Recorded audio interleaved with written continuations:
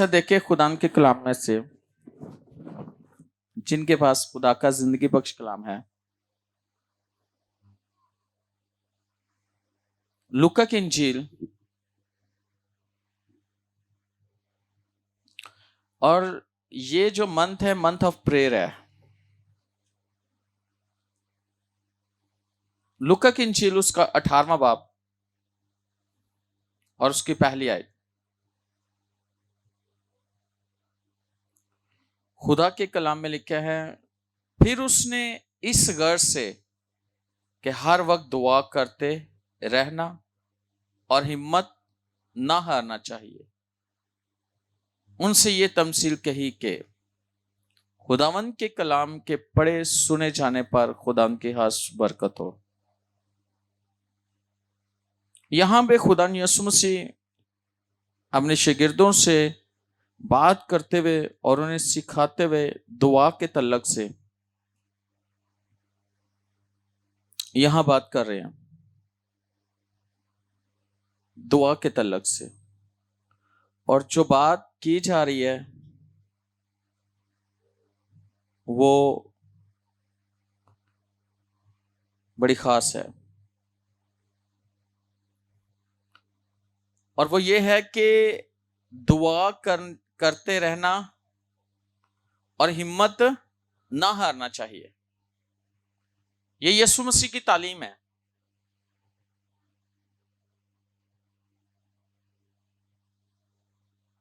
कि जो दुआ है ये खुदा के साथ बातें करना है। जैसे हम किसी से बात करते हैं, अपने दिल का हाल किसी के सामने रख देते हैं। कुछ हम करना चाह रहे हैं, कोई हमारी जरूरत है, जो कुछ हमारे साथ हो रहा है और जो कुछ हम करना चाह रहे हैं, हम किसी के साथ, कोई ऐसा दोस्त है उसके साथ बात कर देते हैं सारी, अपने दिल का हाल खोल देना, बयान कर देना। तो दुआ भी इसी तरह के, आप खुदा के साथ बातचीत करना, अपने दिल का हाल बयान कर देना। लेकिन यहां पर हम सीखते हैं कि खुदा यीशु ने कहा कि दुआ करते रहना और हिम्मत ना हारना चाहिए। जो लफ्ज है हिम्मत ना हारना चाहिए, इसका मतलब है कि हमें मुसलसल बगैर ठहराव के हमें खुदा की हुजूरी में दुआ करते रहना, यानी खुदा की हुजूरी में जाते रहना और उस मकसद को खुदा के सामने रखना जो हमारे मकासद हैं। हमने उन सारी बातों को खुदा के सामने रखना है। और बहुत सारे चीजें हैं जो सीखने वाली हैं। तो कई दफा ऐसे होता है कि अगर देखा जाए तो मसीहत में जो चर्च लगता है वो इतवार को लगता है, ऐसे ही ना। अगर वैसे देखा जाए तो इतवार के द्वार इबादत होती है, और वैसे भी देखा जाए तो बहुत सारी इबादत है, बहुत से चर्च हैं जिन्होंने अपनी इबादतें रखी होती हैं। लेकिन मेन इबादत अगर देखा जाए तो वो कौन सी है? संडे की। और ऐसा नहीं है कि मसीहत में कि सिर्फ हम इतवार को आए या फ्राइडे को आए और हम सिर्फ यहां पर आकर दुआ कर लिया और उसके बाद हमें दुआ की जरूरत नहीं है। ऐसा नहीं है। अब पहले थिस्सलुनीकियों 5वां बाब 17 नंबर आयत देखें तो वहां पे लिखा है, पौलुस रसूल बड़ी खूबसूरत बात करता है। वो कहता है बिला नागा दुआ करो। बिला नागा, बगैर नागे के, बीच में नागा नहीं है। हर चीज का नागा हो सकता है? छुट्टी हो सकती, दूसरे लफ्जों में बगैर छुट्टी के आप खुदा की हुजूरी में आप कंटिन्यू दुआ करना जरूरी है। और वो क्या है कि जो हमने खुदा की हुजूरी में टाइम एक रख दिया है, उस टाइम पे हमने मज़बा पर जाना है और जाकर खुदा के साथ हमने बातचीत करना शुरू करनी है। अगर सवाल किया जाए तो मजहब बनाता इंसान क्यों है? पुराने नामे में देखो तो मजहब इसलिए बनाया जाता था वहां पे कुर्बानी चढ़ाने के लिए, लेकिन नए नामे में अगर देखा जाए तो मजहब इसलिए बनाया जाता है वहां पे खुदा के लोग जो ना ईमानदार लोग हैं खुदा के साथ जाकर बातचीत कर सके। कई दफा ऐसे होता है कि हमने मजहबा बना लिया है लेकिन और पुराने नामे में लिखा है कि मजहबा पर आग चलती रहे। यह बहुत जरूरी है कि हमें बिला नागा दुआ करने की जरूरत है। और अगर हम इफ्सियों उसका 6 बाब और उसकी 18 नंबर आए देखें, मेरे साथ देखें खुदावंद के कलाम में से इफ्सियों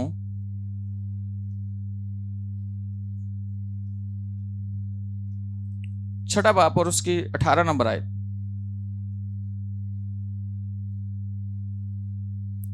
लिखा और हर वक्त और हर तरह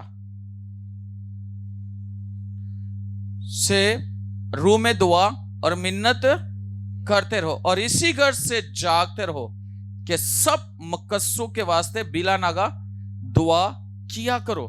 अब यहां पे खुदा का बंदा पलूस रसूल कहता है, वो कहता है कि और हर वक्त और हर तरह से,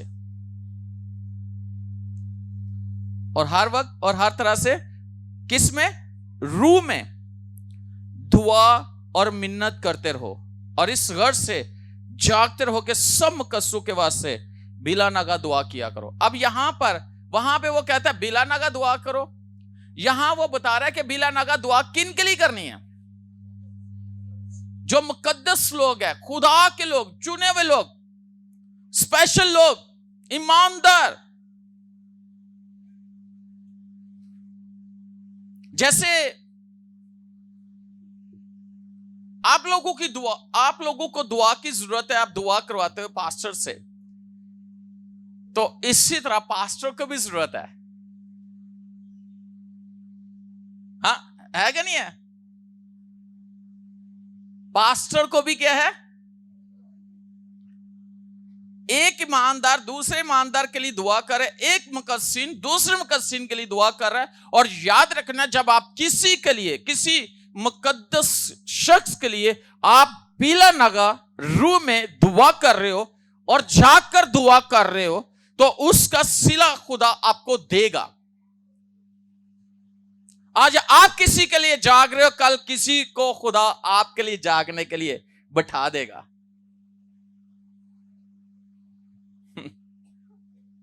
आज हम जाग रहे हैं किसी के लिए, खुदा की हुजूरी में जा रहे हैं दुआ करने किसी मुकद्दस के लिए, मुकद्दसीन के लिए, और हम रेगुलर खुदा की हुजूरी में जा रहे हैं, तो एक वक्त ऐसा आ सकता है जब आपको जरूरत पड़ेगी तो आपके लिए भी खुदा किसी को खड़ा कर देगा। वो भी आपके लिए जाकर रातों को खुदा की हुजूरी में जाया करेगा, ताकि आपके लिए भी दुआ करने वाला कोई खुदा खड़ा कर देगा। आपने देखा होगा एक कैंडल जब जलाई जाती है उसके लिए एक सिर्फ माचिस की तीली काफी है ना, लेकिन उसी कैंडल से आप सारी कैंडल्स को जला सकते हो। फिर आपको माचिस की तीली की दोबारा जरूरत नहीं पड़ेगी। उसी को दूसरे पे, तीसरे पे, चौथे पे, जब आप रूह से मामूर हो चुके हो और आपके अंदर दुआ या रूह आ चुका है, तो वो रूह जब आप उस मुकद्दस के लिए, आप उस ईमानदार के लिए दुआ में झुकोगे, तो उसके लिए दुआ की जा रही, वो आगे दुआ करेगा, वो आगे दुआ करेगा, वो आगे दुआ करेगा, और कितने मुकद्दसीन इकट्ठे हो जाएंगे खुदा की हुजूरी में दुआ करने वाले।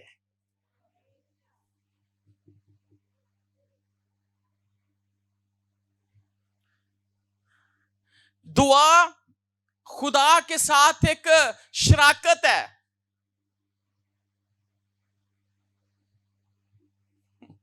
दुआ क्या है? खुदा के साथ एक शराकत है।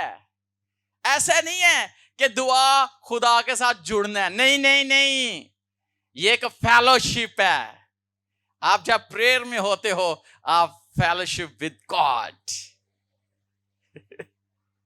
आपकी खुदा के साथ एक फेलोशिप।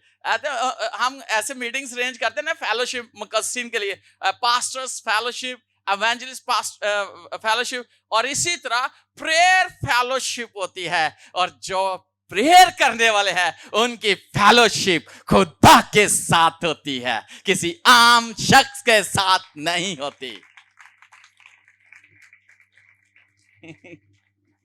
आपकी फेलोशिप किसके साथ है? खुदा के साथ।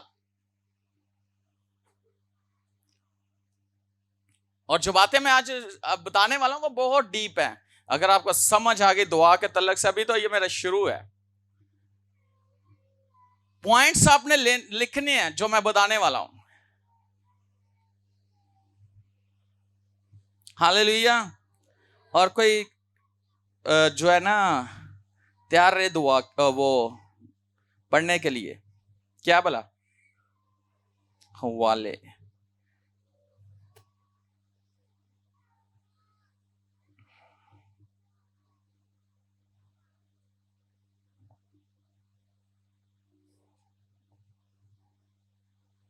मैंने क्या बताया था जो पॉइंट अभी, वो ये था, prayer is fellowship with God.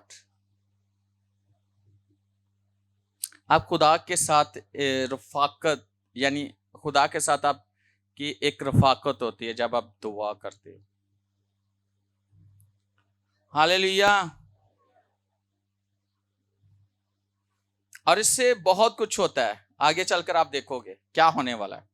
जरा निकालिएगा वाला 2 कुरिन्थियोस का 13वां बाब और 14 नंबर आए। पौलुस रसूल इसको किस तरह बयान करता है?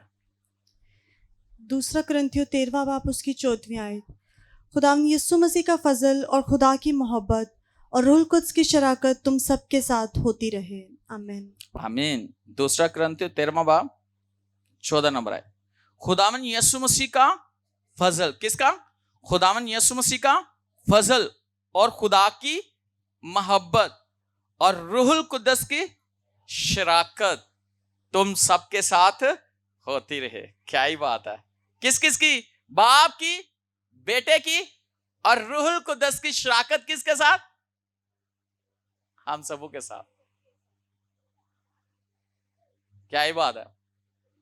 शराकत मीन वही फेलोशिप। फेलोशिप बहुत जरूरी है, रफाकत बहुत जरूरी है। और अगर आप देखो इस चीज को ना, जो जिनको कलाम का नहीं ना पता, वो इस चीज को मामूली लेते हैं। वो कहते हैं लो जी इकट्ठे होना, उत्थे जो की करना है, उन चुगलियां में सब हमें सारे इकट्ठे हो जाओ, ऐप जो वैसे सारे इकट्ठे हो जाओ, दुआ वैसे इकट्ठे की होना है। और वो भी शराकत किसके साथ? हाँ? खुदा के साथ। खुदावन यीशु मसीह का फजल और खुदा की मोहब्बत और रूहुल कुद्दस की शराकत तुम सबों के साथ रहे। जब आप प्रेयर में होते हो तो फिर किसके साथ शराकत होती है? बाप, बेटे और रूहुल कुद्दस के साथ आपकी फेलोशिप होती है। आप अकेले नहीं होते, आप अकेले नहीं हो, आपकी किसी के साथ शराकत है। उस वक्त आप फेलोशिप में हो।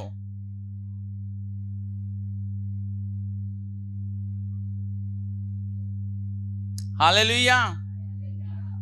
और कई चीजें हैं जो हमें सीखने की होती हैं और जो हमारे लिए, हमारी जिंदगी के लिए फायदेमंद होती है।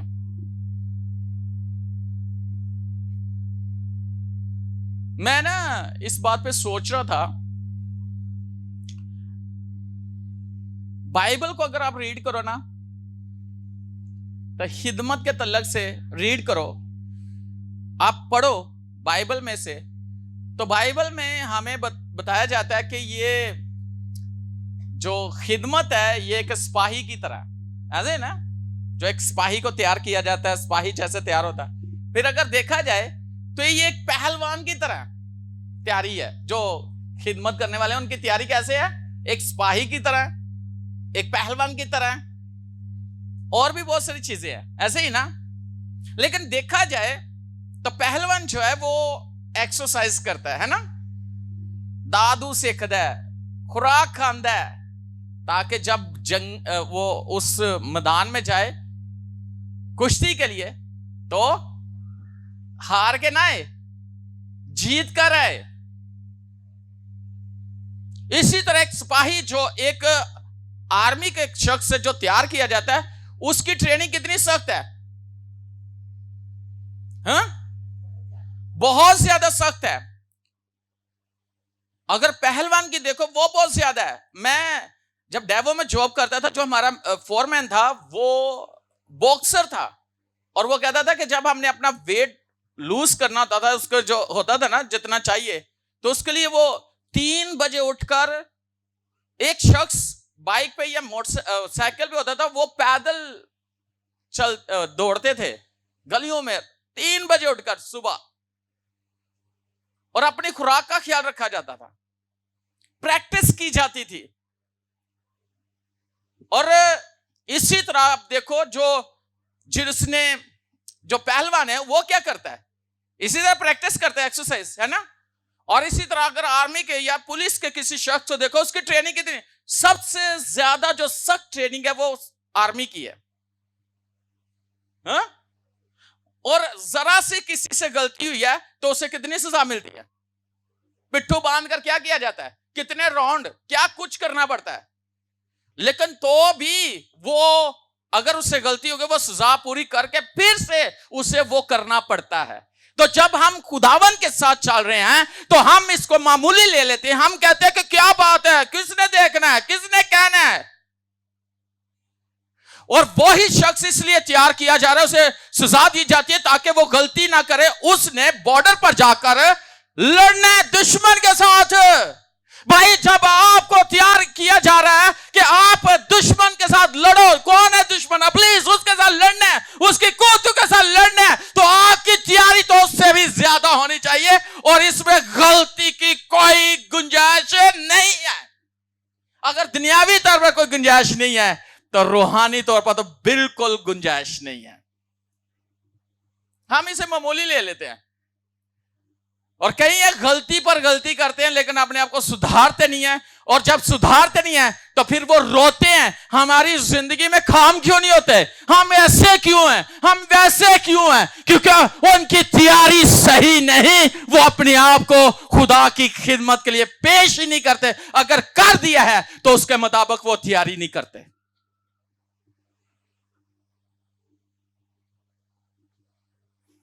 जब हम दुआ ही नहीं कर सकते, रात को जाग ही नहीं सकते, हम अपनी कमिटमेंट पे पूरा नहीं उतर सकते, अगला स्टेप तो बड़े दूर है, पहला स्टेप ही नहीं कर रहे।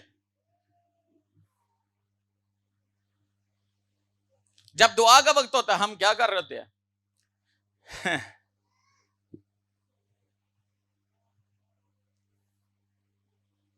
फिर हम कहते खुदा है ये काम क्यों नहीं हो रहा? क्योंकि हम दुआ में नहीं थे। जिस काम के लिए खुदा ने हमें बुलाया, फेलोशिप में नहीं है।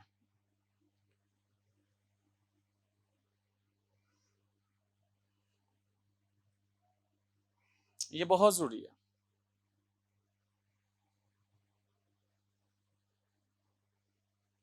बहुत जरूरी है। और एक खिदमत पता कौन सी है? ये भी अब सुनो। हालेलुया। हम कहते कोई गल नहीं, पादरी साहब दुआ उन्होंने को जावांगे, मत्था टेकांगे, हाथ रखेंगे, आ जाएंगे।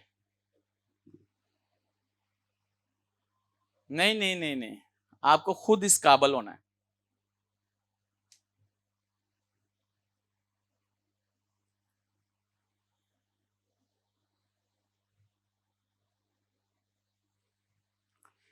Prayer is a ministry. एक पॉइंट, जो खिदमत है जो दुआ भी एक खिदमत है। दुआ भी एक, लोग ये समझते हैं कि जेड़ी खिदमत है ऐ तो कोई भी कर लेंदा ये तो कोई भी कर लेता, कोई गल नहीं, दुआ ही करनी है ना। हर कोई नहीं कर सकता।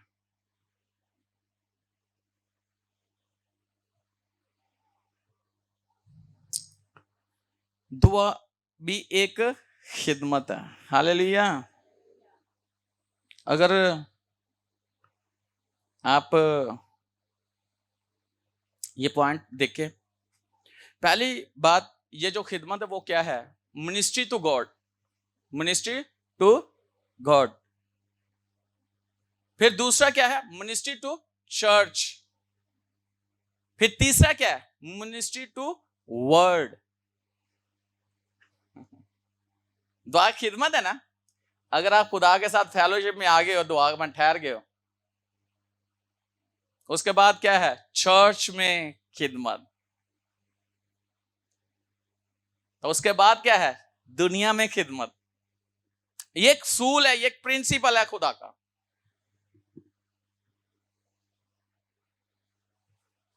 बहुत जरूरी है अपने आप को इस तरह करना। Hallelujah, hallelujah. मैंने कईयों को देखा है, दुआ शुरू होती है उनकी दुआ खत्म ही नहीं होती। और कईयों को मैंने देखा है, कहते रहो, दुआ करो, मुंह खोलो, नहीं पता नहीं की है। तो लड़ाई वालों वेखो तो उन्होंने मुंह ही नहीं बंद होंदा। चुगलियां वालों वेखो उन्होंने मुंह ही नहीं बंद होंदा। दूसरे कमों वालों मुंह ही नहीं बंद होंदा। तो दुआ तुसी करो।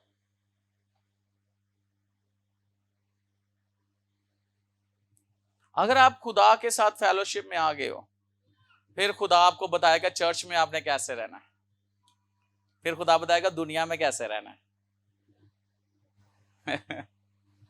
ये बहुत जरूरी है। हालेलुया।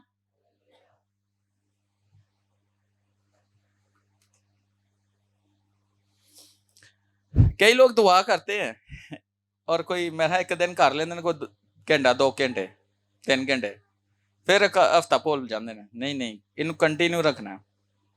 हम यही सीख रहे हैं, सीख रहे हैं कि नहीं? अच्छे से निकालो पहला पतरस उसका दूसरा बाब 4 और 5 आयत पढ़ाई का।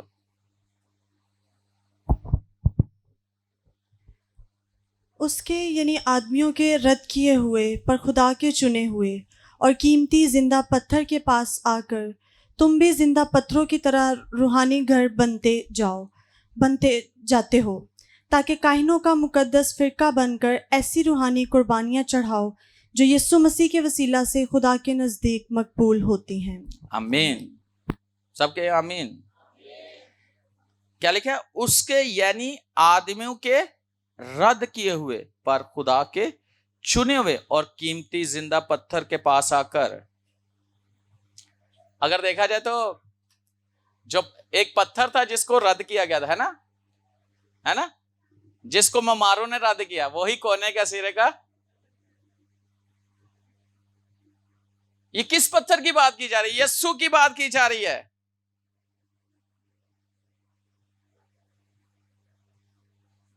जब आप एक घर बनाते हो, घर बनाते हुए आपको कितनी ईंटें लगती हैं, उसमें कितनी ईंटें लगानी पड़ती है, ये तो तब भी पता चलता है ना जो घर बनाना हो।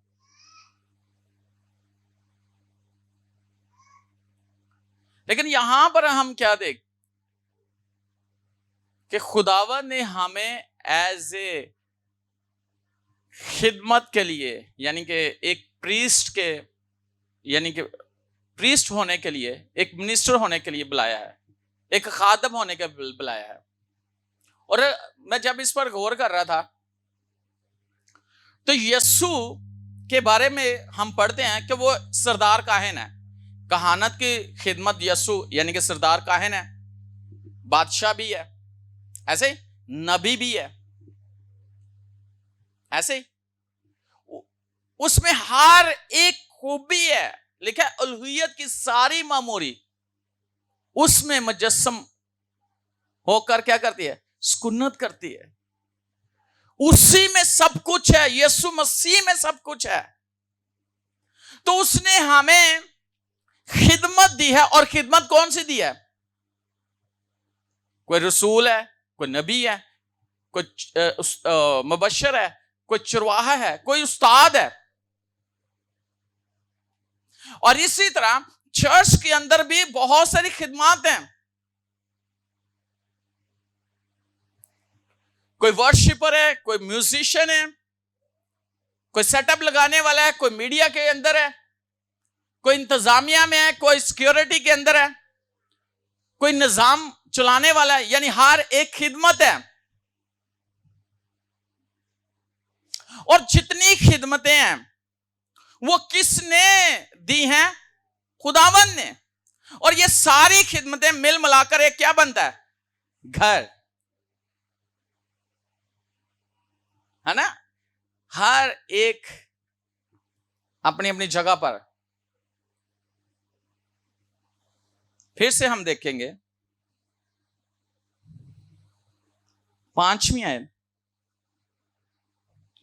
तुम भी जिंदा पत्थरों की तरह रूहानी घर बनते जाते हो ताकि काहनों का मुकद्दस फिरका बनकर ऐसी रूहानी कुर्बानियां चढ़ाओ जो यीशु मसीह के वसीला से खुदा के नजदीक मकबूल होती हैं। कुर्बानी यानी कि मज़बा पर जाना है। तो कुर्बानी कहां चढ़ाई जाती है? मज़बा पर। इसका मतलब है हमने खुदा की हुजूरी में जाना है, कुर्बानी चढ़ानी है, ऐसे ही ना? तो जो हमारी लाइफ है हमने उसी के मुताबिक खुदा की हुजूरी में दुआ करनी है, जो हमारी खिदमत है। पहली बात है पर्सनली, दूसरी बात है कलीसियाई तौर पर, तीसरी बात क्या है? इज्तिमाई तौर पर दुनिया। और कई दफा अब खुदा ने किया है, हम यहां बैठकर पूरी दुनिया को रीच कर सकते हैं। ऐसे हमारे पास मीडिया में ऐसी एप्स हैं जिनके थ्रू हम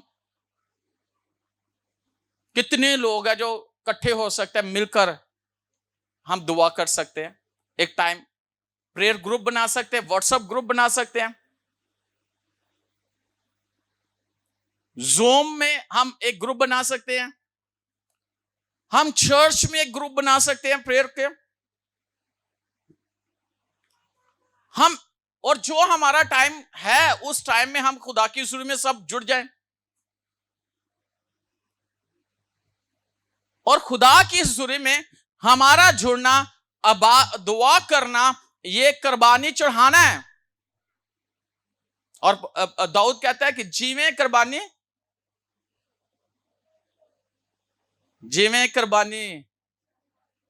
हाथ चुकते तू। वो कहते हैं हाथ उठाकर मैं तेरी हुजूर से दुआ करूं। इसका मतलब है कि जो शाम की कुर्बानी है वो उसकी नजर में ऐसी बन गई थी कि हाथ उठाकर दुआ करना उस कुर्बानी के बराबर है खुदा की हुजूरी में। और ये बहुत जरूरी है। और जैसे जैसे आप मिलते जाते हो, एक बड़ा ग्रुप, और आप दुनिया को रीच कर सकते हो। पूरी दुनिया में आप जा सकते हो, पहुंच सकते हो। हालेलुया। लिखा है कि रूहानी कुर्बानियां, कौन सी कुर्बानियां? रूहानी लिखा है यहां पे। कुर्बानियां चढ़ाओ जो यीशु मसीह के वसीला से खुदा के नजदीक मकबूल होती हैं। आमीन, हालेलुया। जरा देखिए मेरे साथ,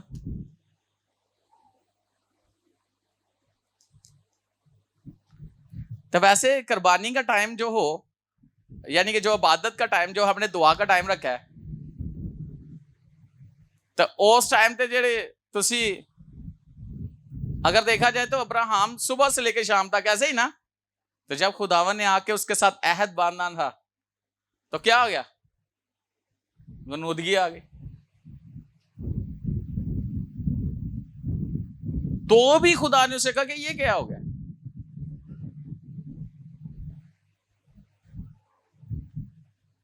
और कुछ लोग हैं उन्होंने दुआ का टाइम रखा होता है, यानी कि जैसे कि अभी इबादत चल रही है, ये तो एक इबादत है ना, प्रॉपर चर्च में एक हीलिंग सर्विस है, तो इसमें भी लोगों ने अपने टाइम रखे होते हैं, मैंने इतने बजे जाना चर्च।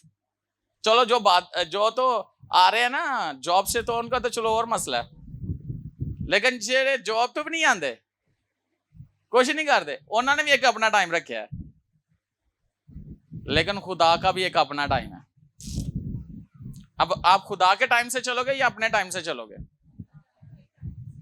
जो खुदा के टाइम से चलेंगे, खुदा भी उनको अपने टाइम के मुताबिक ब्लेस करेगा। लेकिन कुछ लोग हैं वो अपना टाइम खुदा को देते हैं। भाई खुदा ने हमें टाइम दिया है, हम उस टाइम में से खुदा को टाइम खुदा के साथ स्पेंड कर रहे होते हैं। जिंदगी किसने दी है? सांसें किसने दी हैं? अगर हम चल फिर रहे हैं तो किसके वसीला से? और दुनिया में वक्त हमें किसने दिया है? तो असी कहने असी खुदा ने वक्त दिता है। भाई खुदा ने हमें वक्त दिया है। हालेलुया। आपकी घड़ी और खुदा की घड़ी मिल जाए तो क्या ही बात है। हाँ? अक्सर आपने देखा सूरज टाइम पे निकलता है ना, तो टाइम तक ग्रूप होता है। ये किसका टाइम है?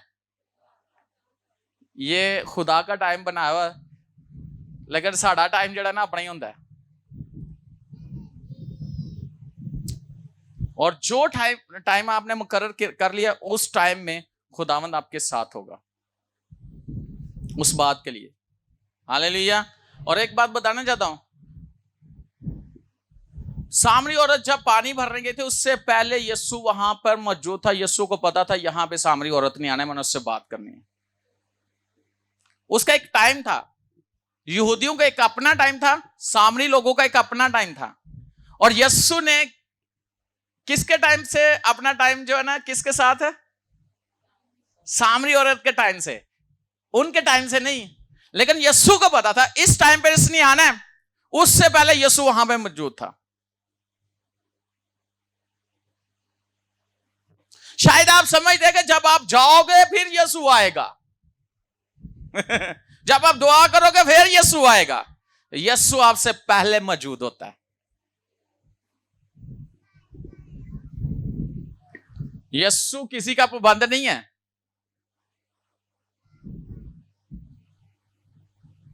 Hallelujah, hallelujah. समझ आ रही? ये बड़ी गहरी बात है, अगर आप समझ आ गए तो थोड़े सारे टाइम सही हो जाएंगे। जरा देखें ईमाल की किताब, उसका 13वां बाब और उसकी पहली और दूसरी आयत।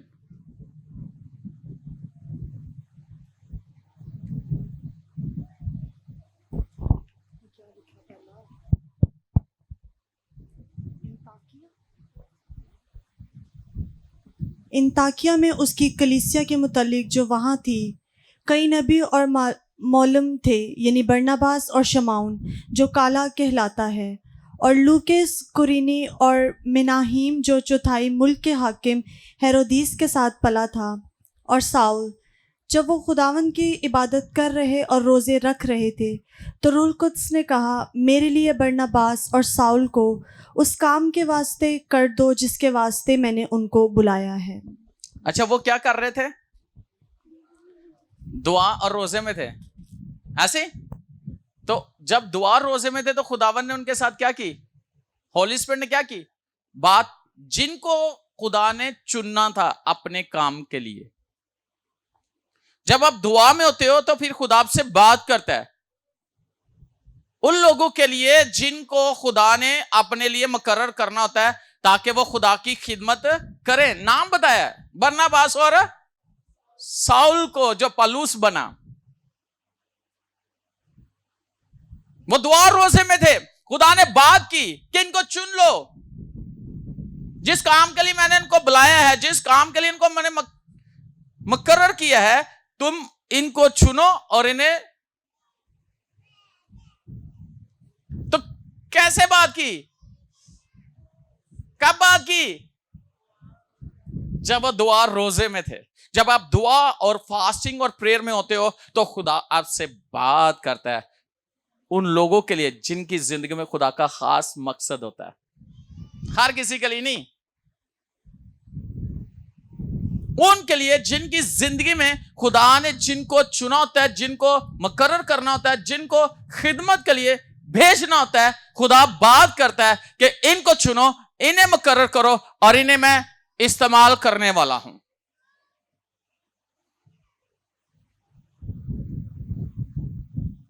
अक्सर मैंने देखा, मैं अपनी खिदमत की बात करता हूं, कई बार इस तरह भी होता जे खादम महसूस कर रहे हैं ना किसी ने चुनिया तो खिदमत ਲਈ, तो दूसरे ਐਵੇਂ ਨਾਲਦਾ ਜੇ ਇਹਨੂੰ ਉਹਨੂੰ ਵੀ ਅੱਗੇ ਕਰੀ ਜਾਣਗੇ, ਇਹਦੇ ਤੇ ਵੀ ਹੱਥ ਲਾ ਦਿਓ, ਇਹਦੇ ਤੇ ਤੇਲ ਲਾ ਦਿਓ, ਐਸਾ ਤੇਲ ਲੱਗਦਾ ਉਹਨੂੰ, ਉੱਤੇ ਲੱਗਦਾ ਹੀ ਰਹਿੰਦਾ, ਉਹ ਖਲੋਂਦਾ ਹੀ ਨਹੀਂ ਕਿਸੇ ਪਾਸੇ, ਨਾ ਖਿਦਮਤ 'ਚ ਖਲੋਂਦਾ ਨਾ ਕਿਸੇ ਹੋਰ ਜਗ੍ਹਾ ਤੇ ਖਲੋਂਦਾ, ਉਹਨੂੰ ਤੇਲ ਐਸਾ ਲੱਗਾ ਹੁੰਦਾ, ਉਹ ਕਿਸੇ ਇਨਸਾਨ ਨੇ ਲਵਾਇਆ ਤੇ ਜਿਹਨੂੰ ਖੁਦਾ ਲਵਾ ਦਿੰਦਾ ਉਹ ਫਿਰ ਖੜਾ ਹੀ ਰਹਿੰਦਾ, ਉਹ ਫਿਸਲਦਾ ਨਹੀਂ। हाँ क्या फिसलता है? जिसके लिए खुदा नुमाइंदगी कर दे कि इसे चुन लो, इसे मैं इस्तेमाल करने वाला हूं। फिर तो ओदे चुने जान तो बाद की होंदा, ओनू सप भी लड़ जाए तो ओनू जहर असर नहीं करता, ओनू अध मुआ करके संसार करके छोड़ देंदे, फिर उठ के मनादी कर रहा होंदा, ओनू रोकदे नूं रोकदा नहीं क्योंकि ओनू खुदा ने चुनिया है। ते जिन्नू उंज तेल लवा देंदे ने ओनू फाड़ के खड़ा कर दो, फिर थल्ले डिग पैंदा, ओनू कहो इत्थे कर, ओ उत्थे खलोता हुंदा।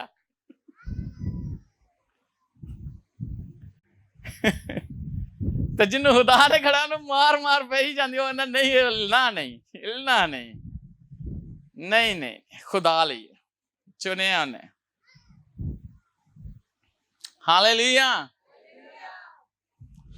जोर नहीं लगाना पड़ता, फिर जिसको खुदा ने चुना वो खुद बहुत सारे काम करता है, उसको पता है मेरी कॉलिंग खुदा से है और खुदा ने मुझे इस काम के लिए मुकर्रर किया है, मैंने ये काम करना ही करना है, आंधी हो तूफान हो कुछ भी हो, उसको पता मैंने ये करना है। तो जिन्होंने तेल लुआ देता, हाँ हाँ हाँ, ओ गिरता नहीं रहता, वो खलोंदा ही नहीं।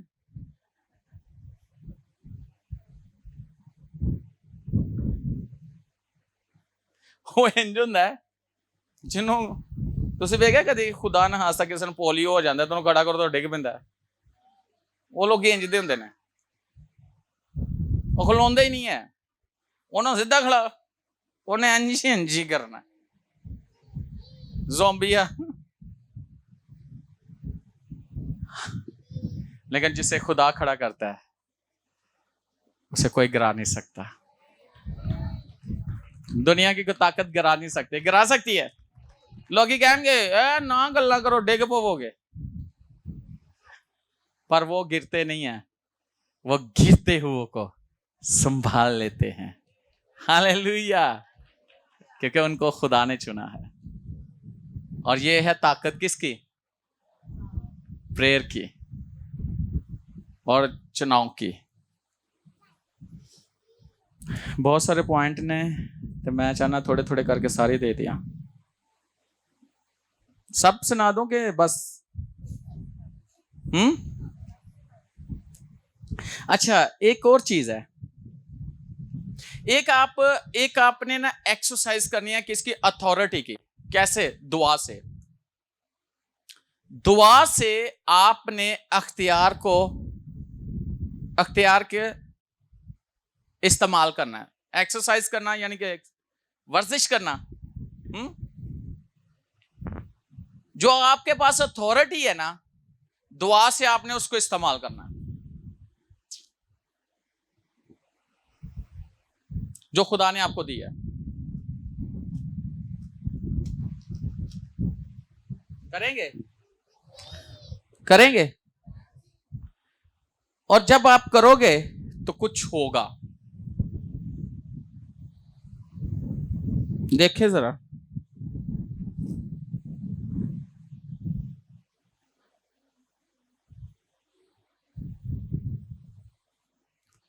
Hallelujah, hallelujah.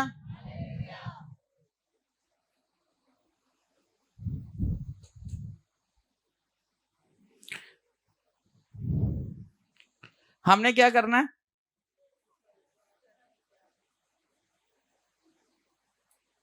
और जब आप इस अथॉरिटी के लिए दुआ के जरिए इस अख्तियार को इस्तेमाल करोगे तो पता क्या होगा? कुछ चीजें आपकी जिंदगी में होना शुरू हो जाएंगी।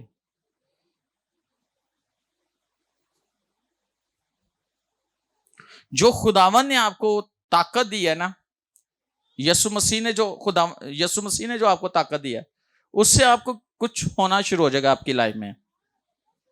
मेरे साथ देखे खुदावन के कलाम में से फिलिपियों का 2 बाब 9 और 11 आयत।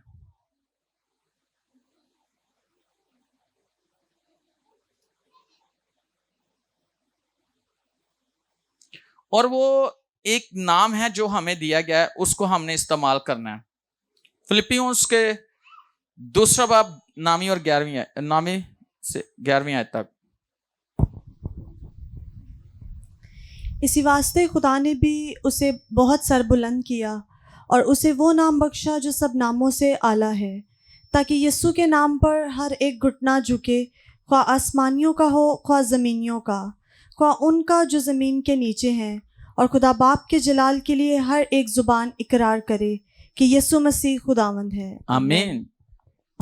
हर एक घुटना झुकेगा, आसमानियों का, ज़मीन के, और हर एक जुबान इकरार करेगी कि यीशु मसीह क्या है। उसका नाम जो है सब नामों से आला है। आप उस नाम की प्रैक्टिस करना शुरू करो दुआ में। कोई भी काम करते हैं यीशु नासरी के नाम से, ये काम हो जाए तो क्या होगा? In the name of Lord Jesus Christ, amen. वो हो जाएगा कि नहीं? इसकी प्रैक्टिस करना शुरू करें, इसको इस्तेमाल करना शुरू करें। यीशु मसीह ने क्या कहा था? आसमान और जमीन का कुल अख्तियार मेरे पास है और ये अख्तियार मैंने तुम्हें दिया है। अब हमारे पास अख्तियार भी है और एक नाम भी है। उस नाम के वसीला से उस अथॉरिटी को इस्तेमाल करेंगे दुआ में तो वो काम होना शुरू हो जाएंगे। जरा देखिए जशुआ की किताब में से, हालेलुया, जशुआ 10 बाब उसकी 12-13 नंबर।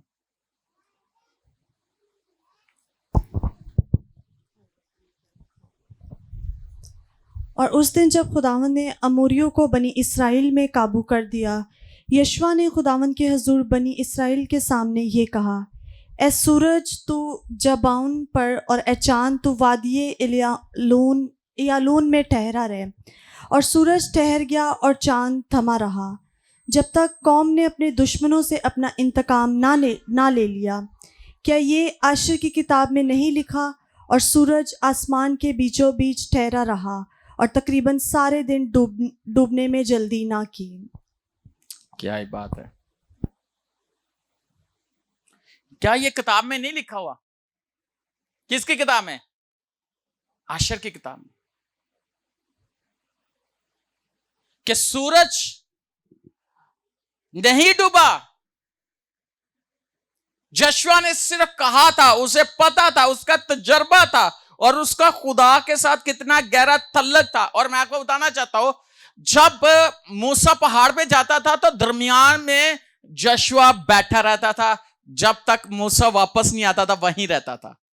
और जब हैमा इज्तिमा में मूसा होता था और खुदा का पर वहां पे ठहर जाता था, वो मूसा उठ के लोगों को मिलने जाता, लेकिन यहोशू खुदा की प्रेजेंस में रहता था, खुदा की हजूरी में। उसे तजर्बा था, उसे पता था कि खुदा ने उसे चुना हुआ, और उसके साथ साथ मूसा को भी पता था, लेकिन उसने प्रैक्टिस की हुई थी। और जब मौका मिला कि वो दुश्मनों के साथ जंग कर रहे हैं और सूरज डूबने वाला था, उसने सिर्फ कहा है कि जब तक हम जंग जीत ना लें, सूरज आगे नहीं जा सकता।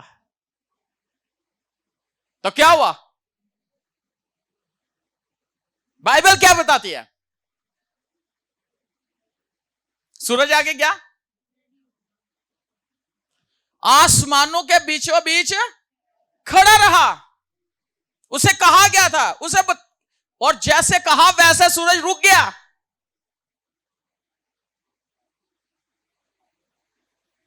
एक शख्स जमीन पर है और देखो कि वहीं पर बोल रहा है, और देखे सूरज, उसकी स्पीड भी पता नहीं कितने लाखों मील है, बहुत स्पीड है, लेकिन रोक एकदम से क्या हुआ? उसे पता था मैं बोल रहा हूं, रुक जाना इसने।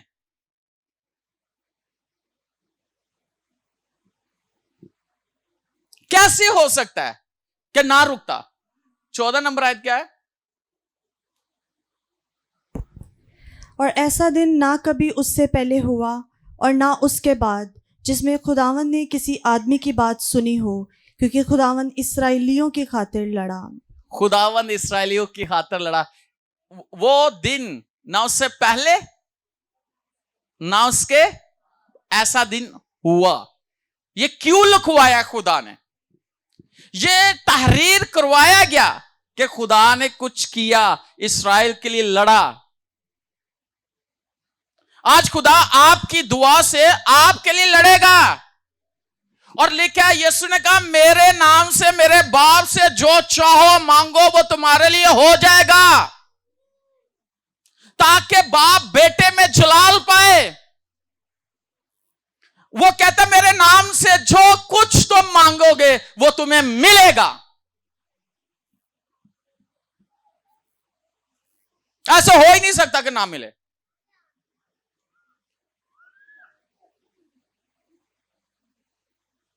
ऐसे हो ही नहीं सकता। और मुझे ये बता, मैं पर्सनली कि जब मुझे किसी चीज की भी, कोई भी मैंने दुआ करनी, मैंने ये कहना है कि यीशु के नाम से ये काम हो जाए। उसके बाद मुझे ये पता हो गया, क्योंकि वो मुंह से लफ्ज निकल चुके हैं और वो होगा।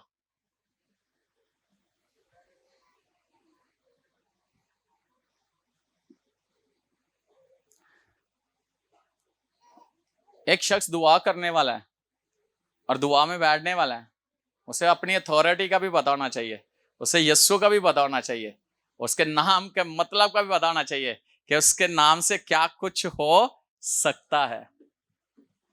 एक जगह पे यीशु, वो जो जड़ तक वो सूख गया था दरख्त, मरकस 11 बाब में, तो किस पतरस ने कहा ये क्या हुआ है? यीशु ने कहा मैं तुमसे सच कहता हूं, अगर शक ना करो और ईमान रखो, और अगर तुम कहोगे पहाड़ को उखड़ और समुद्र में जा गिर, तो जैसा तुमने कहा है वैसा ही होगा। लेकिन शक नहीं करना, वैसा ही होगा, एज इट इज। लेकिन ये आप पे है कि आपकी प्रैक्टिस कैसी है, आप क्या कर सकते हो। Hallelujah, hallelujah. मैं सिर्फ आपको ना समझाने के लिए, आपको मैंने बड़ी दफा बताया, एक बहन, उसने ये कलाम में से सुना कि यीशु के नाम से, बाइबल में लिखा है कि कहोगे कि उखड़ जा और समुद्र में जा लग, तो क्या होगा? और वहां से वो हिलेगा नहीं। क्या हिलेगा? अपनी जगह पर रहेगा। और देखें, वहां पे लिखा था कि पास्टर ने प्रीच किया, तो वो बहन घर जाके ना, उसके घर की खिड़की की तरफ ना एक वो था पहाड़, तो रात को बैठ गई दुआ च, तो सारी रात वो आयत बोलती रही। सवेरे सूरज निकलिया, सब तो पहले उठी तो उन्हें उठ के ना दुआ चो तो इंज खिड़की खोली तो पर्दा इंज किया, तो की होया? क्या हुआ होगा? हाँ हाँ, पहाड़ अपनी जगह पे था, कहनी मैनू पता सी इन्हें नहीं हिलना। तो तू सारी रात है दुआ, कई लोग सारी रात दुआ करते रहते, उन्हें पता होता है कि दुआ नहीं सुनी जानी, एवं लगे रहते हैं, क्योंकि उनके अंदर शक होता है। लेकिन अगर शक किए बगैर दुआ करोगे तो चीजें हिलेंगी, हालात बदलेंगे, चेंज होगा सब कुछ। जो आपको नजर आ रहा है उसको ना देखे, जो नहीं नजर आ रहा उसको देखे। ईमान क्या चीज है? अनदेखी चीजों का सबूत है। जो आपको नजर नहीं आ रहा आप वो हासिल कर रहे हो, जो नजर आ रहा है आप वो हासिल नहीं कर रहे, क्योंकि वो ऑलरेडी है। लेकिन अगर चेंज करना चाहते हो कि कोई शख्स चेंज हो जाए, कोई भी, तो आपने यस्सु के नाम से कहना ये चेंज हो जाए, उसके बाद शक नहीं करना, वो चेंज होगा।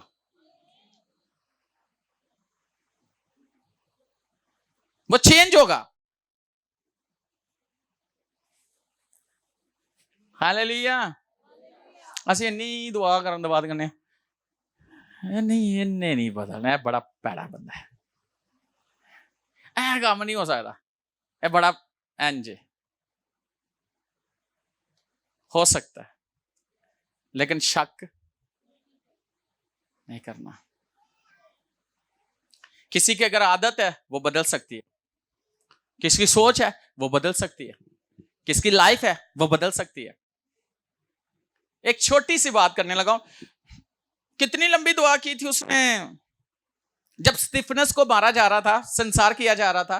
पालूस ने उसके कपड़े ऐसे पकड़े हुए थे, हैं राखी कर रहा सी, तो स्तिफनस के अंदर के खुदा यस्सु ये गुनाह इसके जुमे। वो दुआ ने साउल को दमिश्क की राह पर जाकर बदल दिया, उसकी सोच को बदल दिया, उसकी जिंदगी को बदल दिया, उसके हालातों को बदल दिया। इतनी सी बात थी कि ये गुनाह इसके जुमे ना लगे, क्योंकि उसको पता था ये बहुत बड़ा गुनाह जो कर रहे हैं, लेकिन खुदा ने इनको सजा ना मिले। कई बार इसे कहने दस इन खुदाया मैं भी तेरी बेटी हाँ तो मैं भी तेरा बेटा भाई, दस जरा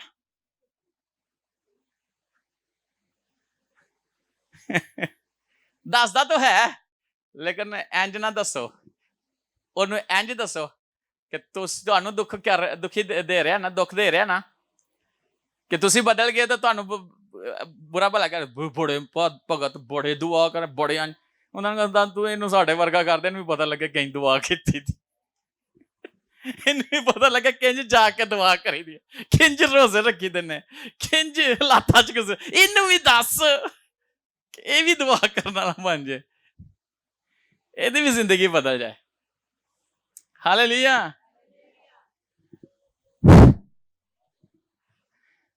खुदावंद बहुत बड़ा है। Thank you Lord. सब कहें थैंक यू जीसस। हालेलुया। अच्छा,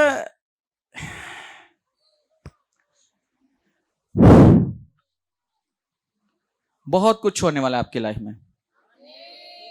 आज के बाद आपकी जिंदगी टोटली दुआया, जो आपका अंदाज है ना वो फर्क होगा, दुआया लेवल फर्क होगा, दुआ करने का लेवल फर्क होगा। पता लगेगा कि तुसी किसी दी हजूरी च उठ के आए हो, किसी से मिल के आए हो। मूसा और जल्दी झाड़ी च खुदा मिलिया ना, तो जो वापस आया तो लोग कहते ने चेहरा चूरा बदलिया, गल्लां है पहले किंज गल्लां करदे सी, हुण किंज बदल जाता है इंसान, इंसान को बदल देता है खुदा। हालेलुया। कितने लोग हैं जो लोगों को बदलने के लिए यहां बैठे हुए हैं। हम दुनिया को बदलने वाले हैं, हम पाकिस्तान को बदल देने वाले हैं इन the name of Lord Jesus Christ. Pakistan बदल चुका है। हालेलुया।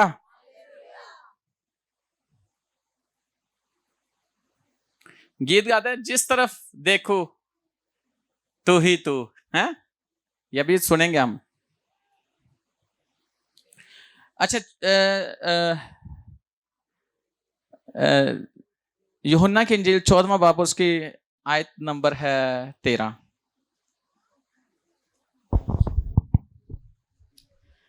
और जो कुछ तुम मेरे नाम से चाहोगे मैं वही करूंगा, ताकि बाप बेटे में जलाल पाए। आमीन। आमीन। अच्छा, यूहन्ना 15:16 में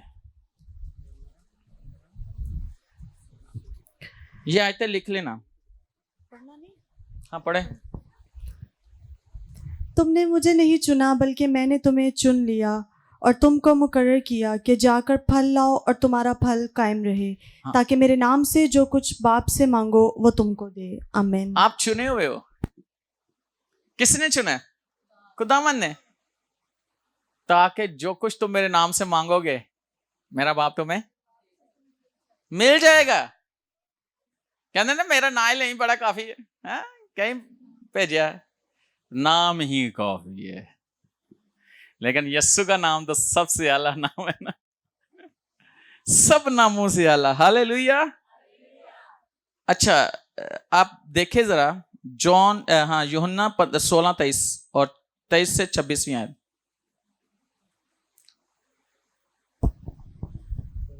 उस दिन तुम मुझसे कुछ ना पूछोगे। मैं तुमसे सच कहता हूँ कि अगर बाप से कुछ मांगोगे तो वो मेरे नाम से तुमको देगा। अब तक तुमने मेरे नाम से कुछ नहीं मांगा, मांगो तो पाओगे, ताकि तुम्हारी खुशी पूरी हो जाए। खुदावन यस्सु तो हमारी खुशी पूरी करना चाहता है। वो कहता है, अभी तक तुमने मेरे नाम से कुछ भी मांगो तो तुम्हारी खुशी किससे? मेरे बाप से।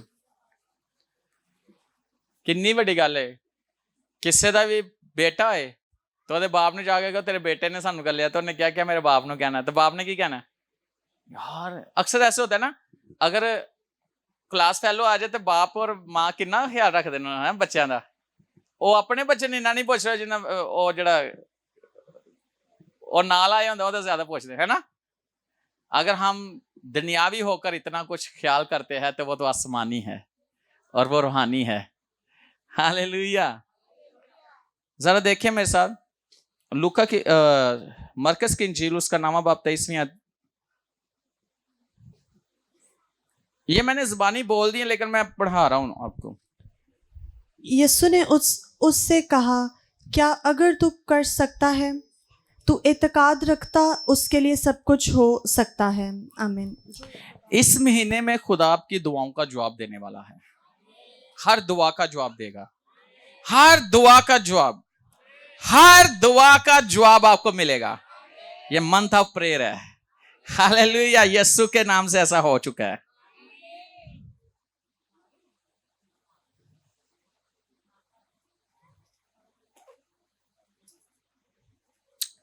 अच्छा, कुछ चीजें जो फौरन आपकी जिंदगी में होने वाली हैं और वो हो चुकी हैं। अच्छा, यूहन्ना की इंजील 3:16 में एक बड़ी अच्छी आयत है। खुदा ने दुनिया से ऐसी मोहब्बत रखी कि उसने अपना इकलौता बेटा, ताकि जो कोई भी उस पर ईमान लाए हलाक न बल्कि हमेशा की। हाँ, जो उस पर ईमान ले आता है उसके लिए हमेशा की।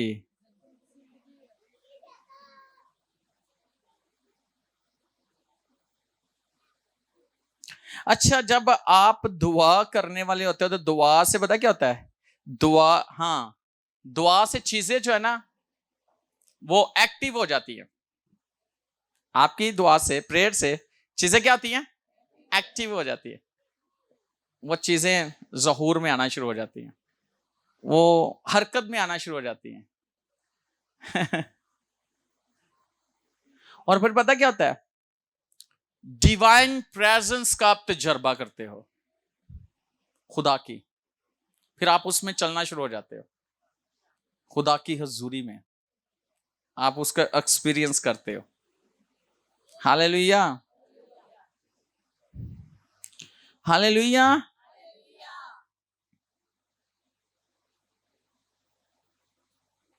अच्छा,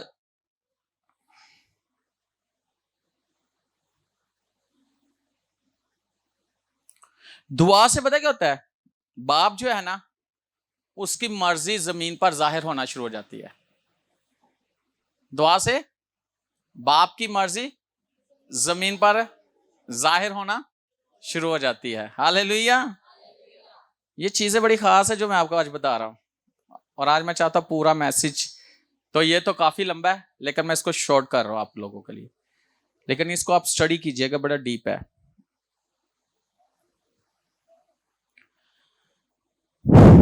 आप पहला कुरिन्थियों का 3 बाब 21 और 22 पढ़िएगा।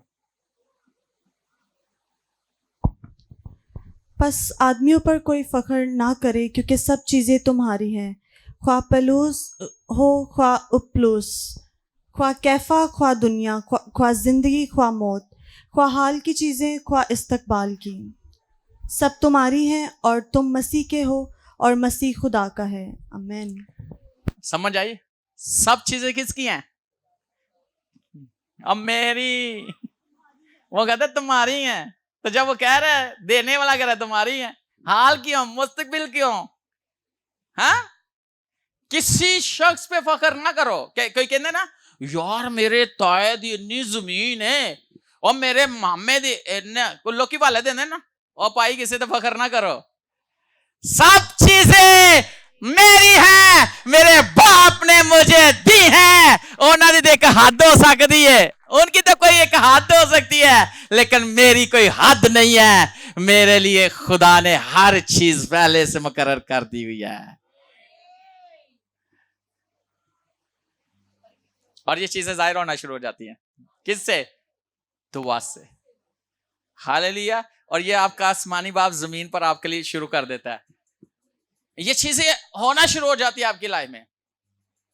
कई ऐसी चीजें जिनके लिए मैं 16 साल से दुआ कंटिन्यू कर रहा, 16 साल से 40-40 दिन रोजे में ठहर कर, 21 दिन के रोजे में 19 दिन कमरे में बंद हो जाता था, निकलता नहीं था, घर से नहीं निकलता था।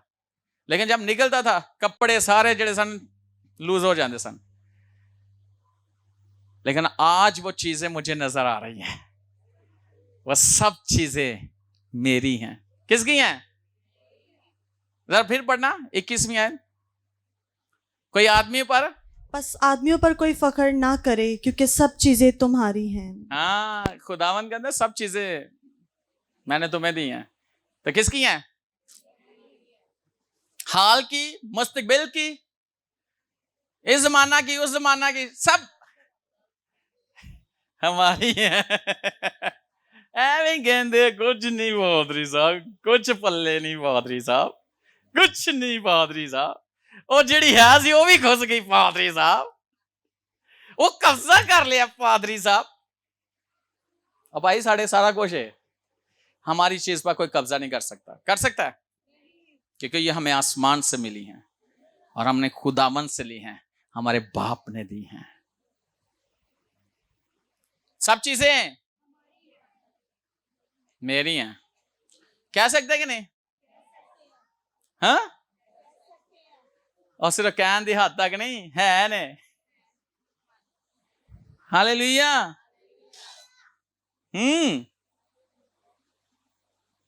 अच्छा सुनो, यकूब का हम खत उसका 5वां बाब 16-17 पढ़िएगा जरा।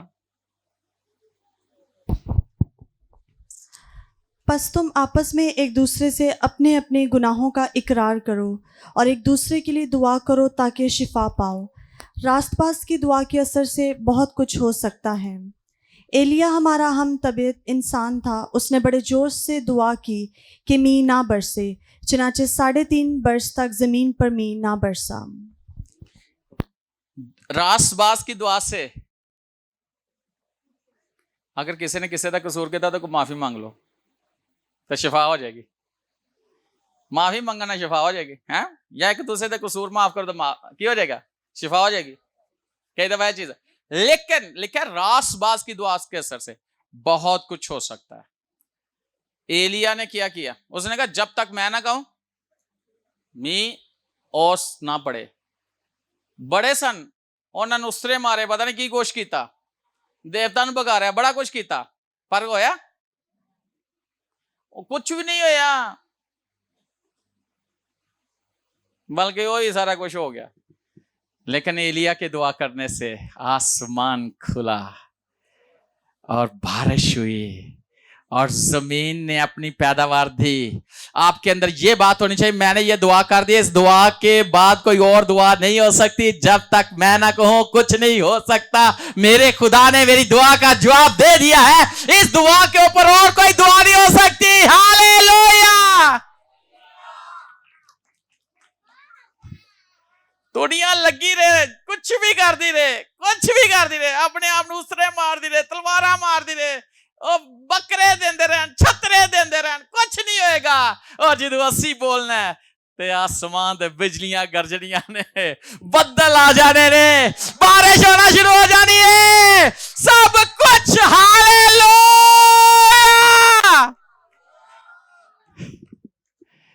आपको पता होना चाहिए कि जस आपने बोलना है और खुदावन ने कर देना है, क्योंकि आपका उसके साथ एक गहरा रिश्ता है, बाप और बेटे का रिश्ता, बाप और बेटी का रिश्ता।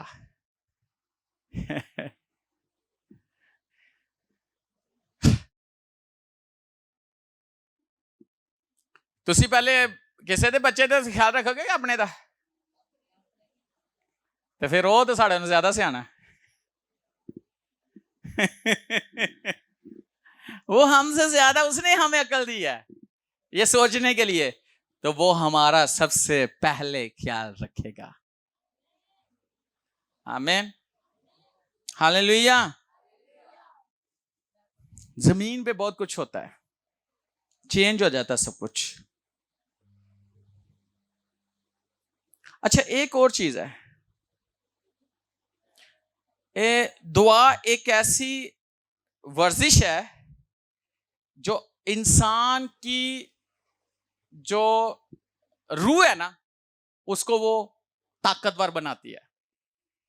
दुआ एक ऐसी वर्जिश है, ऐसी एक्सरसाइज है दुआ, कि आपकी रूह को ताकतवर बना देती है।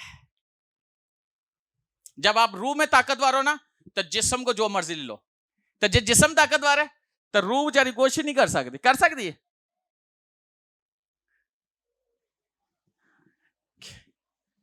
अगर आप रूह में ताकतवर हो तो हर चीज को हिला के रख दोगे, हर चीज आपके ताबे है।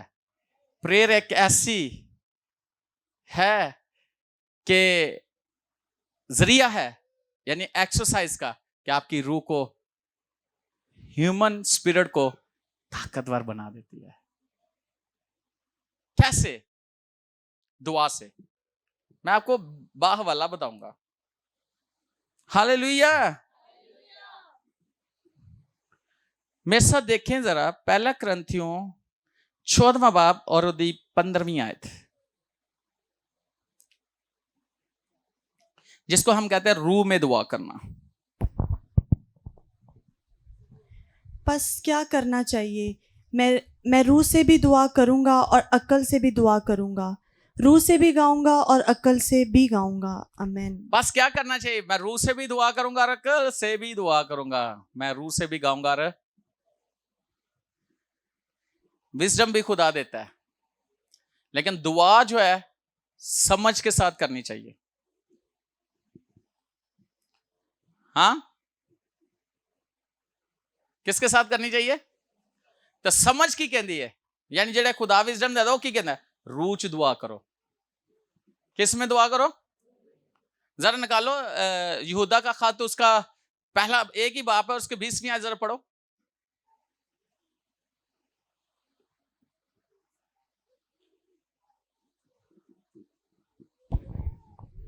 मगर तुम ए प्यारो अपने पाक तरीन ईमान में अपनी तरक्की करके और रूह कुद्स में दुआ करके, अपने पाक तरीन ईमान में तरक्की करके रूह में दुआ करो।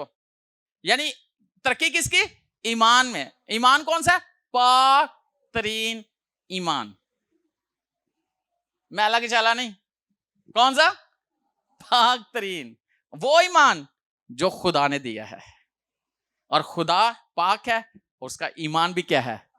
पाक है। और वो पाक तरीन ईमान में तरक्की करके रूह में दुआ करो। किस में दुआ करो? तो जब आप रूह में दुआ करोगे तो कुछ होगा। तो जब रूह में दुआ करोगे तो रूह तो तुहानू जगाई रखेगा, है ना? रखेगा। कईयां ने तो फोन ही जगाई रखता है, पैकेज ही जगाई रखता है, पता नहीं कौन कौन जगाई रखता है, लेकिन रूह नाल जागते नहीं। और रूह के लिए नहीं जागते, और जिस्म के लिए जाग रहे होते हैं। बातें ऐसी कर रहे होते हैं जो जिस्मानी होती हैं, रूहानी बातें नहीं होती। मैसेज ऐसे चल रहे होते हैं जो जिस्मानी होते हैं। पैकेज ऐसे होते हैं जो जिस्म में रहकर किए जाते हैं। याद रखना, रूह आपको जुगाता है लेकिन जिस्म आपको थकाता है। ऐसा है क्या? नहीं है? हा? अक्सर मेरी वाइफ कहनी होती सी, हुण तो वैसे छड़ दिता, लेकिन कहनी होती सी, पास्टर नदीम नींद ना लड़दा है। मैं सोता नहीं था 24 घंटों में 2 घंटे, शायद 3 घंटे या 2 घंटे, मेरा सिर्फ एक ही मकसद होता था, खुदा की हुजूरी में खुदा के साथ जुड़े रहना। कई दफा नींद भी आ रही थी, मैं सोता नहीं था, तो मुझे अक्सर कहती थी आप लड़ते हो नींद से। मैं आज लड़ांगे तो कल नूं जागदे जागदे सब कुछ हासिल करांगे।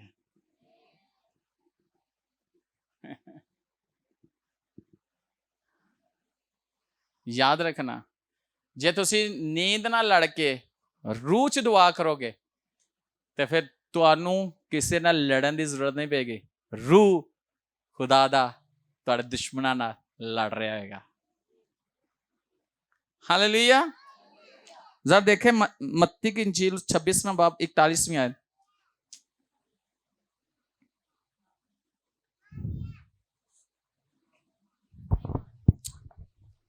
जागो और दुआ करो ताकि आजमाइश में ना पड़ो।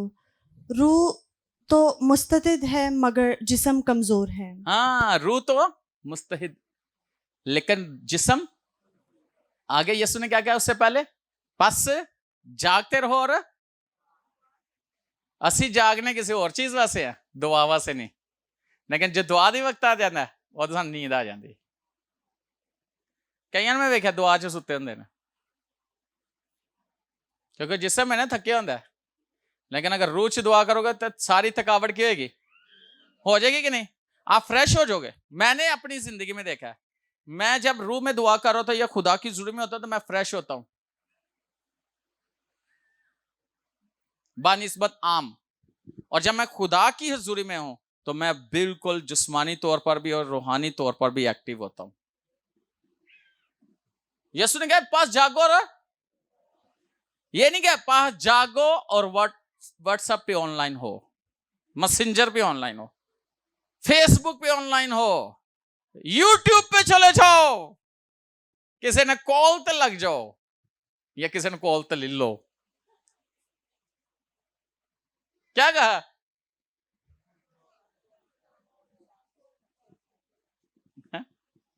जागो। कई नींद नहीं आती तो कोई ना कोई ऐसी, कई ने नेटफ्लिक्स किया होंगे तो कई ने फ्लैक्स ही किया होंगे, कई ने फिक्स किया होंगे, टाइम बहुत कुछ किया होता है, फिर उत्थे शैतान आ जाता है।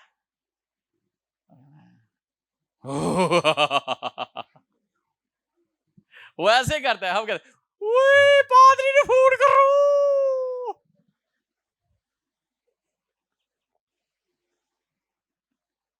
उदू कितना सोचे कुछ सैड और खोली सी, उदू सैड और खोली है तो जो आ गया पादरी फोन करो, भावे बेचारा दुआ करके से लेटे ही हुए, उठ जाओ पादरी साहब किथे हो, मैं आ जाना, तुसी आ जाओ, मैं आ जाना, तुसी आ जाओ, किथे जो।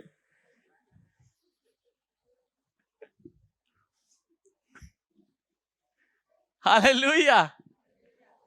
लेकिन अगर आप दुआ में जागते हो और दुआ के लिए जागते हो तो वो जो ना ओंगता है ना सोता है, जिसे ओंग भी नहीं आती, वो 24 घंटे के लिए बेदार रहता, बेदार रहता, बेदार रहता। मेरी बेटी को जरूरत है, मेरे बेटे को जरूरत है, वो सोता नहीं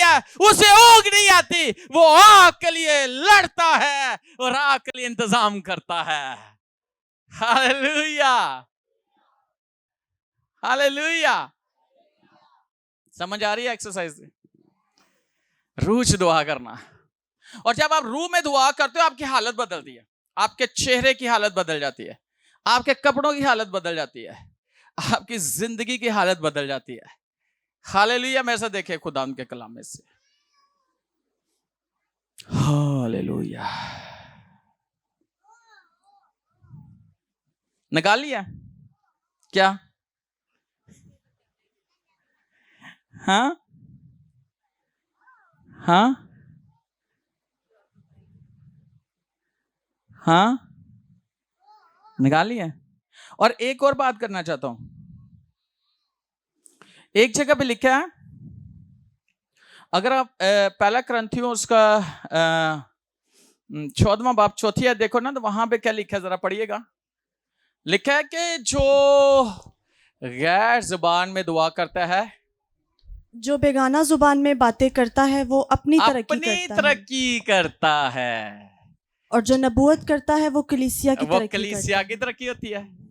तो इसका मतलब है कि वो कहता है ना, मैं रूह से भी दुआ करूंगा, अक्ल से भी करूंगा, और जो आपको तरक्की की जरूरत है रूह में, यानी आपकी रूह सेहतमंद हो, क्या हो?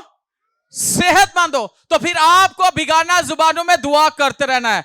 और बिगाना जुबानों में जब आप रूह में दुआ करोगे, गैर जुबानों में दुआ करोगे, आपकी स्पिरिट यानी वो ताकतवर होगी और उसमें खुदा आपको रेवलेशन देगा, उसमें खुदा आपको सिखाएगा आपने करना क्या है, आपको समझ देगा,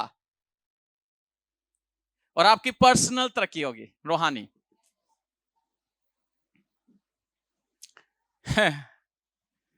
क्या कहते हैं साड़ी रूहानी तरक्की, दुआ करो रूहानी तरक्की। जद जेड़ा दुआ करेगा तो तरक्की तो ओदी होनी है, ਤੁਹਾਡੀ थोड़ी होनी है।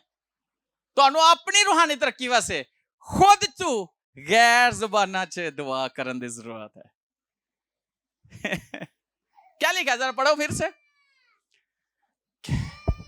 जो बेगाना जुबान में बातें करता है वो अपनी तरक्की करता है। जो बेगाना जुबानों में बातें करता है वो, तो किसी दी दुआ ना थोड़ी की तरक्की होगी।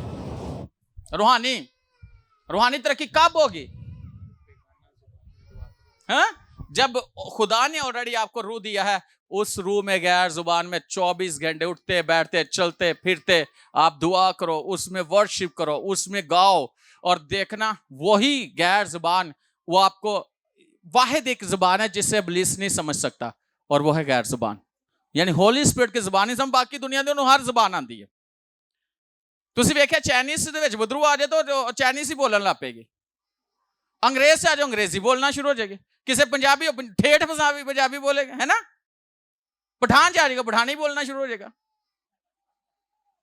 लेकिन जो रूह की जुबान है वो नहीं समझता। रूह लिखा है कि जो रूह में दुआ करता है, रूह की जुबान कौन समझ सकता है? रूह। तो खुदा क्या है? रूह। जब आप रूह में दुआ कर रहे हो, खुदा आपकी जुबान समझ रहा है रूह क्या कह रहा है। कई कहते हैं एवं गैर जुबाना बोल देने तो समझ तो आती नहीं, वो सानू नहीं आती, जिन्हें साड़ी रूह न भरना है उन्हें समझ आ रही है कि गैर जुबान च की कहा जा रहा है। असि लोगों थोड़ी समझाना है, लोगों को समझाने के लिए सीधा सीधा बोलन दे। हालेलुया। तो जब आप गैर जुबानों में दुआ करोगे तो किसकी तरक्की होगी? हाँ? आप अपनी तरक्की करोगे रूह में। और याद रखना एक वक्त ऐसा आएगा जब आप गैर जुबानों में दुआ करोगे, आपकी रूहानी तरक्की होगी। और देखना कि जब यीशु दुआ कर रहा है तो क्या होता है, जरा देखिएगा मत्ती की इंजील उसका 17वां बाब और उसकी पहली 2 पढ़िएगा, पहली 2 आयता। 6 दिन के बाद यीशु ने पतरस और याकूब और उसके भाई यूहन्ना को हमरा लिया और उन्हें एक ऊंचे पहाड़ पर अलग ले गया, और उनके सामने उसकी सूरत बदल गई और उसका चेहरा सूरज की मानित चमका और उसकी पोशाक नूर की मानित सफेद हो गई। आमीन। यीशु दुआ में रात को बैठा है, तो सबसे पहले क्या हुआ है? उसका चेहरा क्या हुआ है? और किसकी तरह? सूरज की तरह चमका। तो सूरज को कोई देख सकता है? तो फिर आपके चेहरे को भी कोई, अक्सर आपने देखा होगा कोई चेहरा मेरा नहीं देख सकता, जब मैं किसी को कहता देखो तो क्या देख सकते हैं? ऐसा नहीं है, उस वक्त खुदावन का जलाल आपके चेहरे पर चमक रहा होता है, आपकी आंखों में उसकी रोशनी चमक रही होती है। यहां तक कि पोशाक बदल गई, आपका लिबास भी बदल जाता है। आपकी जिंदगी बदल जाती है। दुआ आपको कवर कर देती है हर चीज में। Hallelujah, hallelujah. जब आप दुआ के मजहब पर होते हो, उस जगह पे होते हो, तो वहां पे दुआ करने के बाद पता है क्या करना है?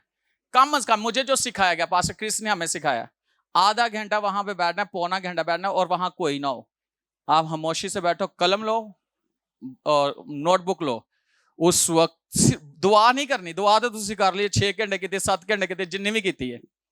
खामोशी के साथ आधा घंटा पौना घंटा बैठो, खुदावंद आपको बताएगा आपने करना क्या। आप लिखो, और जो कहेगा वो करोगे, वो होगा। तो कहीं भी लगेगा अच्छा कर ले, अपने कम्मा च लग गया, ना अपने पता लगा ना खुदा पता लगा।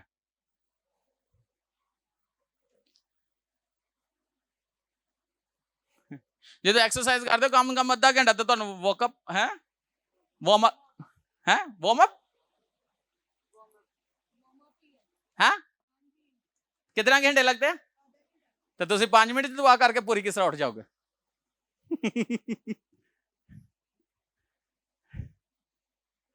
है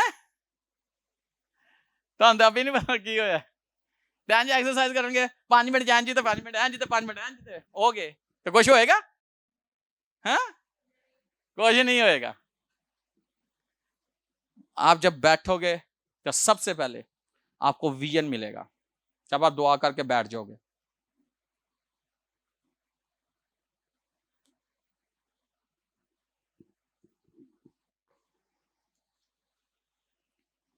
सबसे पहले क्या मिलेगा? विजन। तो कई कई दफा कहते हैं ना, इन्हें मैंने बड़ा इंस्पायर किया है ना, हैं जी, इससे मैं बहुत इंस्पायर हुई। तो दूसरी बात क्या होगी? हाँ, कि कोई आपको इंस्पायर करने वाला, यानी कि आप इस तरह के हो जाओगे दूसरों को इंस्पायर करने वाले बन जाओगे। तीसरी बात, मोटिवेशन आपको मिलेगी। और चौथी बात, रिसोर्स खुदा पैदा करेगा आपके लिए।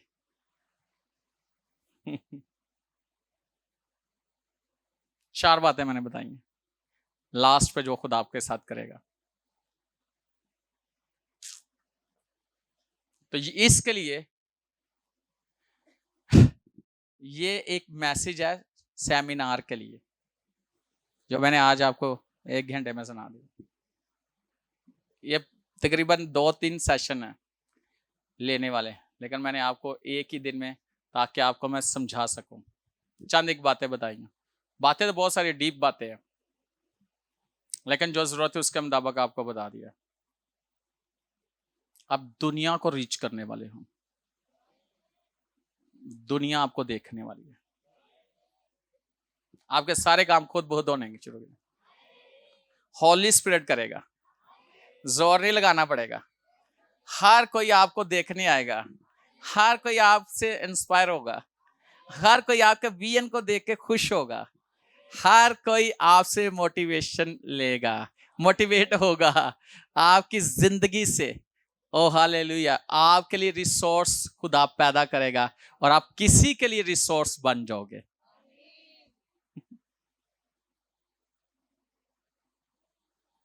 हालेलुया, काफी है, समझ आई? ये हुन थोड़ा काम है समझना, मेरा काम था बताना। और आप चर्च के साथ जुड़े रहोगे तब बहुत आगे जाओगे।